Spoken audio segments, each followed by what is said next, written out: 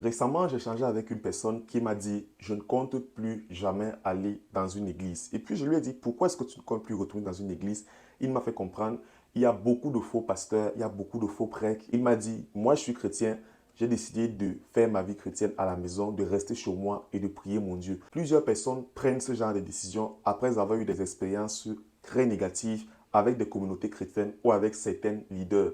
Alors, je veux déjà que tu saches que les faux pasteurs, les faux prêtres, les faux prophètes ne sont pas des faits nouveaux. Jésus lui-même, lorsqu'il était sur la terre, a prévenu ses disciples en leur faisant comprendre, faites attention, il y aura beaucoup de personnes, beaucoup de faux pasteurs qui se diront être du Christ, qui se diront être envoyés par moi, mais ne les suivez pas. Matthieu 24, verset 23 à 24. Jésus dit, si quelqu'un vous dit alors, le Christ est ici, ou alors il est là, ne le croyez pas. Il s'élèvera de faux Christ et de faux prophètes.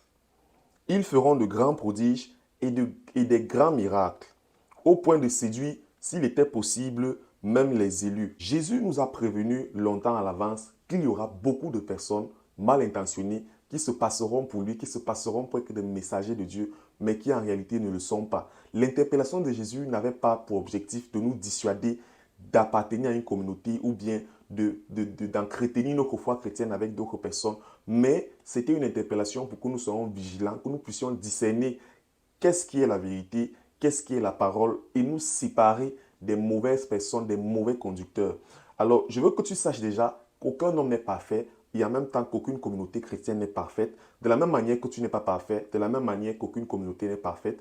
Alors, Jésus lui-même aussi a marché avec des personnes qui n'étaient pas parfaites. Les disciples n'étaient pas parfaits, mais Jésus les a supportés, Jésus a vécu avec eux. Ce qu'il faut déjà que tu notes, c'est que Dieu t'appelle à être aussi indulgent. Indulgent vis-à-vis des communautés, indulgent vis-à-vis des serviteurs de Dieu. C'est clair, si tu réalises effectivement que ce pasteur, ce prêtre était quelqu'un qui ne t'enseignait pas la vérité, qui ne pratiquait pas la vérité, qui ne pratiquait pas le message de Christ, je te recommande effectivement de t'en détourner.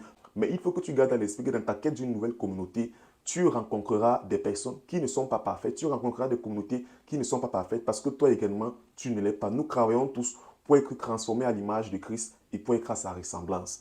Alors, dans le livre de Hébreux 10, verset 25, la Bible dit, n'abandonnons pas notre assemblée comme c'est la coutume de quelques-uns, mais exhortons-nous réciproquement, et cela d'autant plus que vous voyez s'approcher le jour. La parole de Dieu nous encourage à ne pas abandonner nos assemblées. Bien évidemment, si tu es dans une mauvaise communauté où tu n'es pas enseigné sur Christ, où ta vie chrétienne ne grandit pas, où il y a eu des scandales qui pour toi sont insupportables, je te recommande de quitter cette assemblée, mais pas de quitter et de rester oisif, pas de quitter et de rester à la maison, mais de quitter pour chercher une autre communauté qui correspond mieux à tes valeurs et où tu peux persévérer avec les saints.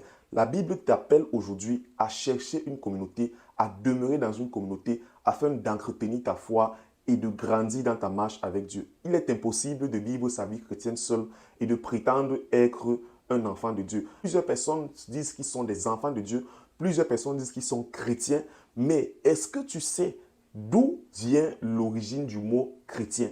Dans le livre des Actes des Apôtres, la Bible nous enseigne que des personnes se regroupaient, des disciples de Jésus-Christ se regroupaient ensemble, ils se regroupaient au temple, ils se regroupaient en assemblée, ils priaient ensemble et ils étaient dans l'enseignement, dans les Actes des Apôtres. Et c'est là que pour la première fois, l'expression chrétien a été utilisée, tout simplement parce que les hommes regardaient les disciples de Jésus-Christ. Ils voyaient que les disciples de Jésus étaient ensemble, priaient ensemble, allaient ensemble au temple, écoutaient des enseignements. Et c'est après avoir observé tout cet ensemble de comportements qu'ils ont décidé de les appeler chrétiens.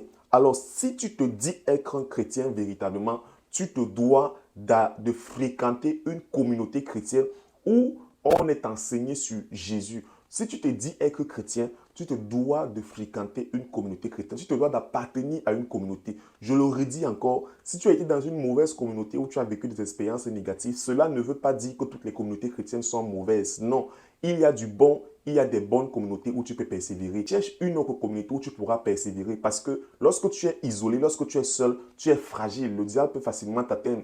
Aujourd'hui, si tu es à la recherche d'une communauté chrétienne où tu peux partager ta foi, entretenir ta foi, communier avec des personnes, n'hésite pas à m'écrire et je vais te recommander une communauté où tu pourras persévérer.